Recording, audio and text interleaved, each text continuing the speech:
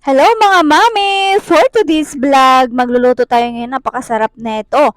At hindi ito nawawala sa handaan dahil ito ay pwede na nating pang dessert. Una nga, nilusaw natin yung ating kalahating cornstarch sa ating unang gata. Dahil mabili ako ng 1 kilong gata at ayan, ilagay na natin yung ating pangalawang gata. Yan ang papakuluan natin. Yan. Pakuluan natin yan ng mga ilang minuto at ilagay na po natin yung ating cream corn. Yan ang aking ilalagay at ayan nga po, mekos-mekos. Hinaan lang po natin yung ating apoy para hindi naman umapaw yung ating niluluto.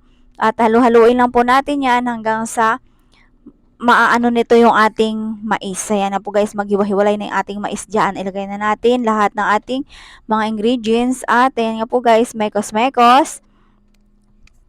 Ilagay na po natin yung ating asukal, tansya-tansya muna. Tansyameter ang ating gamitin nito ngayon dahil paunti-unti lang po lagay natin dahil ayoko naman ng sobrang tamis. Pagka kulang yung sa asukal, magdadagdag na lang po tayo. At nilagay ko na po nga pala yung kahit kumulo na yung ating gata, inilagay na natin yung ating nilusaw na cornstarch at sa unang gata.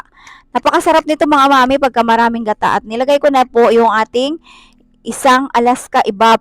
Mas masarap pag maraming gatas. Maglalagay din ako, minsan naglalagay din ako ng condense para hindi na ako maglalagay ng asukal. Pero ayan na muna yung ating ilalagay. Napakasarap nito mga mami. Try nyo, mekos-mekos. Tapos hinaan nyo lang yung apoy para hindi magtutong yung ating mahablang ka. At ayan nga po guys, dagdagan nyo lang ng tubig pag kulang. Kailangan tansyahin nyo lang yung load pagka ano nito, pagkalagay ng tubig dahil pagka sobra nitong tubig, magiging basa yung ating ang ating maha. Yan na po guys, mekos-mekos lang yan hanggang sa lumapot. Pagka medyo malambot na siya haluin, ayan, luto na. At makita mo yung cornstarch makinang na siya guys, maputi na siya. Ayun na po guys, hindi ako naglalagay ng food color dahil kakainin po namin ito at hindi ako naglalagay ng makukulay. At ayun nga po guys, mekos-mekos. Talaga mag-i-effort ka lang ito sa paghahalo dahil nga matagal itong haluin at talaga mangangalay ang iyong braso. Pero masarap naman ito pag naluto ito. Talagang tiyagaan lang mga mami. O, diba? Masarap na yung ating dessert. At ayan, medyo patuyot-tuyot na yung ating cornstarch at malapit na po iyan maluto pagka ganyan ang itsura. Tsaka talagang sakto lang kanyang tubig, yung kanyang pagkakaluto at hindi siya yung basa, hindi naman siya yung sobrang tigas. O di ba mga mami, mekos-mekos? Ayan, malapit na po yan maluto at pag talagang mahirap, napakahirap, mahirap po siya haluin pagka ganyang medyo palapot na siya. At tinikman ko nga kung tama na yung lasa at parang kulang pa, naglagay ako ng asukal. Talagang naubos ko yung kalahating kilo ng asukal dyan. Dahil nga hindi ako naglagay ng condense, talagang maraming mailagay natin ng asukal. Kasi nga, kung pag-condense, hindi na tayo gaano maglagay ng sugar. At yan, mekos-mekos hanggang sa maano yung ating asukal dyan, malusaw.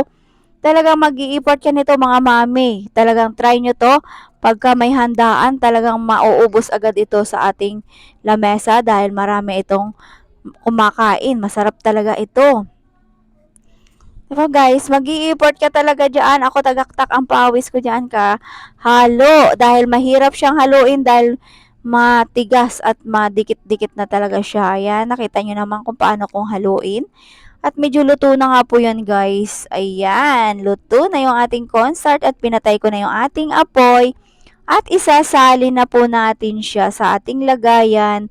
Ganyan dapat kalapot mga mami para pag natuyot, mapakaganda. Ayan nga po guys, nailipat na po natin. Maraming salamat sa mga nanood. At ipakishare naman po ng ating video. Bye-bye! Thank you!